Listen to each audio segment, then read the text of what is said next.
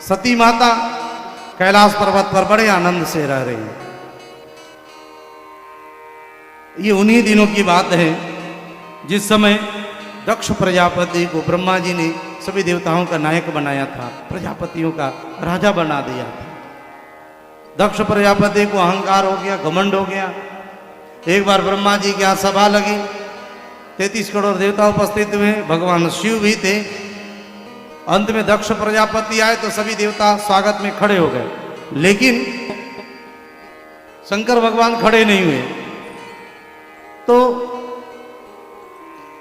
दक्ष प्रजापति को यह ठीक नहीं लगा कि मैं देवताओं का नायक हूं, प्रजापतियों का राजा हूं और मेरे सम्मान में खड़े नहीं हुए। ये मेरे ससुर हैं, मेरे दामाद हैं, मैं इनका ससुर हूं। और नियम ऐसा है कि दामाद ससुर का अभिवादन करते ही करते हैं। वही बेटा अपने माँ बाप को प्रणाम नहीं करेगा तो चलेगा, उसको याद भी नहीं आएगी कि माँ बाप घर में रोज प्रणाम करो।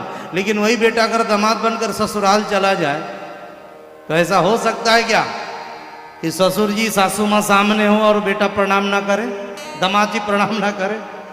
अगर नहीं भी करेंगे तो श्रीमती जी फोन करेंगे, इतने नालायक हैं, इतना संस्कार नहीं है, माँ बाबूजी को प्रणाम तक नहीं करेंगे, तुरंत श्रीमती जी फोन करेंगी।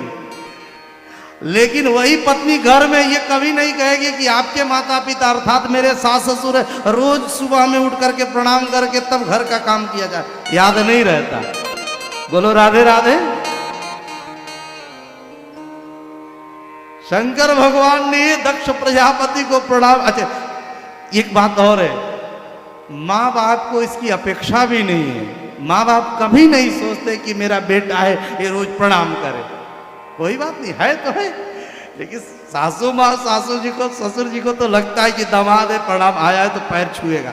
अगर ससुर जी दामाद सामने से आ रहे हैं, ससुर जी बैठे हैं तो जरूर थोड़ा सा टाइट हो जाएंगे कि दामाद पैर छूने आ रहे हैं। बोलो राधे राधे। दक्षिणा वगैरह भी जेब में सोच लेते हैं देने के लिए। अब माई बाबू जी को क्या फर्क पड़ता है, मेरा बेटा है, उसको तो पता है कि ये नालायक आएगा और आकर के दो चार को सुनाकर चला जाएगा। बोलो राधे राधे।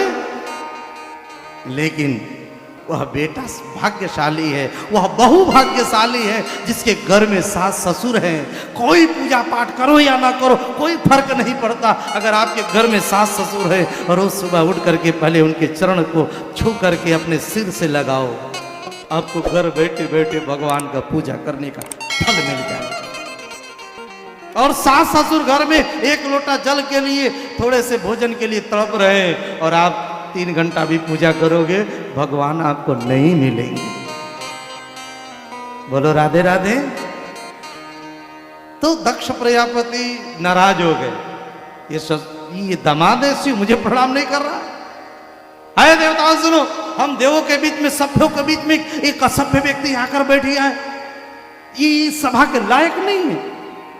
अब लोग देखने लगे कि कौन भाई, यहां तो सब देवता है। दक्ष प्रजापति ने कहा इधर उधर क्या देखते, दिखाई नहीं पड़ता ये मेरा दामाद, ये शंकर दिन रात भूत प्रेतों के साथ रहता, शमशान में घूमते रहता, इसको इतनी अकल नहीं है कि मैं इसका ससुर हूं मुझे प्रणाम करें। खूब बोले, खूब गालियां देने लगे।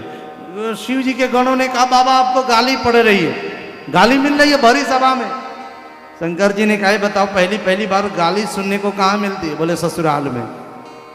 कोई कभी गाली ना सुना हो, विवाह करने चला जाए उसको गाली सुननी पड़ती है। बोलो राधे राधे। और माताओं को भगवान की दी हुई गिफ्ट है, और कुछ आए ना आए, गाली देना और रोना, ये 2 चीज तो आता ही आता है। बोलो राधे राधे। गाने आए ना आए, गाली देने जरूर आता है।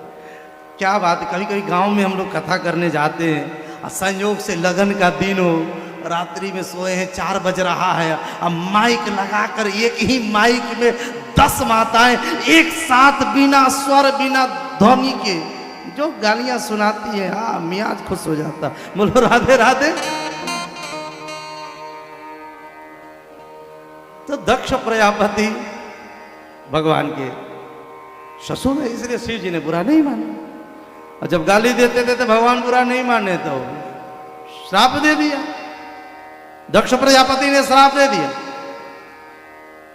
अरे ये मरकट लोचन है, बंदर की तरह आंख है इसका, मैं श्राप देता हूं, आज के बाद किसी भी यज्ञ में इसको भाग नहीं मिलेगा।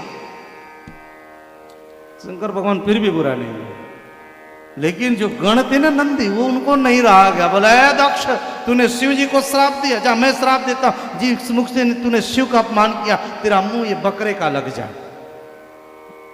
और तुम्हारा जब तक इधर